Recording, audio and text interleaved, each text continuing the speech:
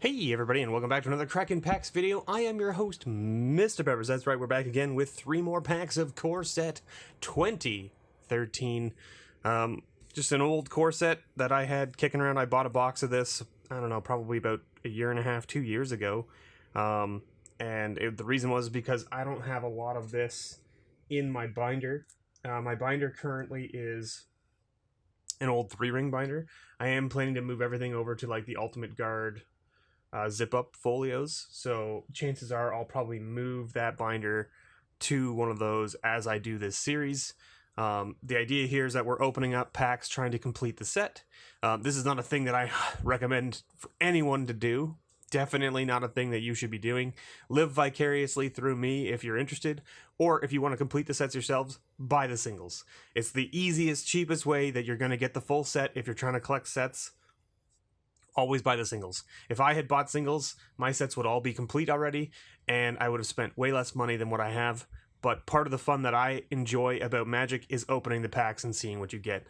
So let's get right into it and open up these 3 packs and see what we get. Last week was pretty spicy. We got 2 mythics and one of the lands out of those 3 packs last week. So I have a feeling that the rest of these weeks are going to have a hard time keeping up with that first week.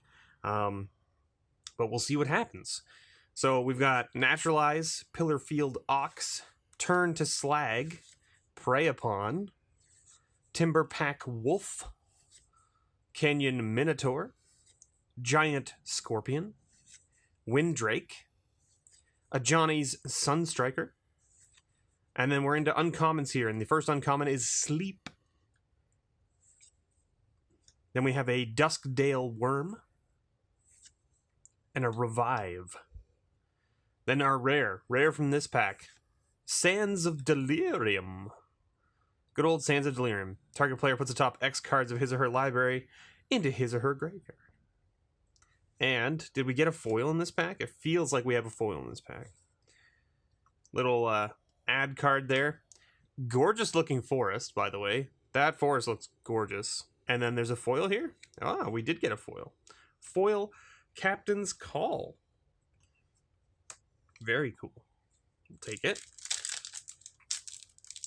These foils not old enough to have the star swipe on them, but still an older foil. We've got Safe Passage, Liliana's Shade, Harbor Serpent, Kindled Fury, I should say, Glorious Charge, Murder, just a straight murder. Encrust, Bond Beetle. The name's Bond Beetle. No, sorry. Fairy Invaders. Craterize. And then our first uncommon from this pack is a Crimson Muckwader. What a weird name for a card. Harbor Bandit.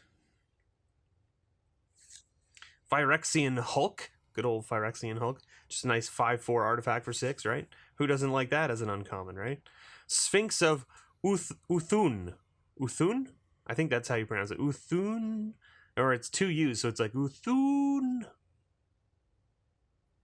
Right? I don't think. 5/6 for 7 flyer. When a Sphinx of Uthun enters the battlefield, reveal the top 5 cards of your library. An opponent separates those cards into 2 piles. Put 1 pile into your hand and the other pile into your graveyard. And then we've got another ad card there with a mountain. To be honest with all of you as well, I do collect the basics. I try to get at least one of each basic, each art of each basic, and put it into the binder as well, so that the set is complete from an aspect of every card. Downpour, Plummet, Show of Valor. A lot of these cards you're going to notice are like been reprinted in other core sets over the past, 5 years. That's because that's what a lot of core sets are. They're basically just like the reprints of the key set cards that need to be in rotation to just sort of like be filler and have a good, backbone for the other supplementary sets to then build off of. Sign in Blood. Nice card there. Merfolk of the Pearl Trident. Evolving Wilds, good old Evolving Wilds. Encrust again. Ravenous Rats. Ooh, and then our first uncommon here is a Talrand's Invocation. followed by Vampire Nighthawk, Arms Dealer, good old Goblin, little Goblin Rogue there, and then our rare, Stuffy Doll. There you go, Stuffy Doll. Right?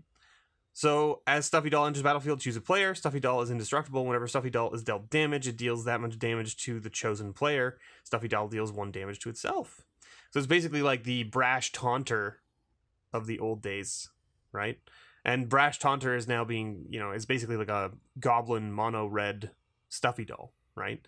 And so Stuffy Doll and Brash Taunter end up in the same deck, really. I mean, if you think about it.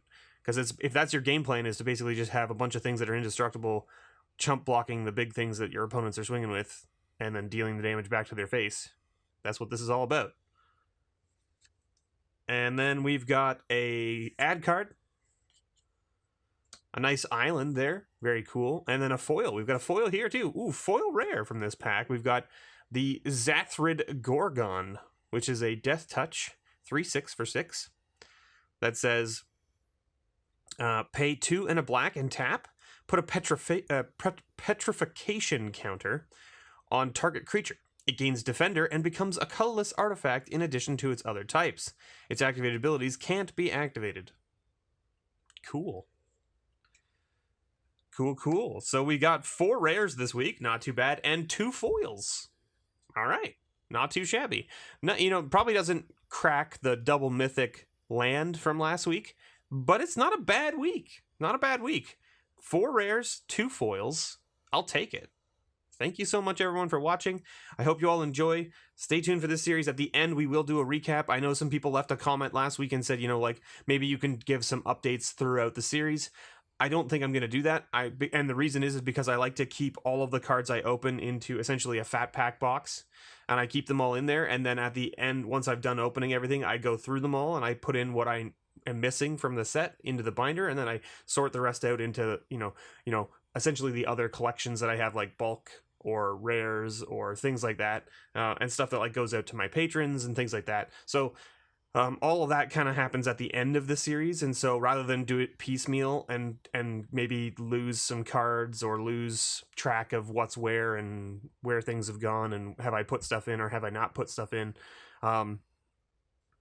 I like to do it all at the end so that way I can keep track of which cards did I add that I was missing, blah, blah, blah, blah, blah, right? So that's sort of what will happen, and there'll be a nice binder, and we'll have some animation showing which cards are still remaining, missing from the collection and all that kind of stuff.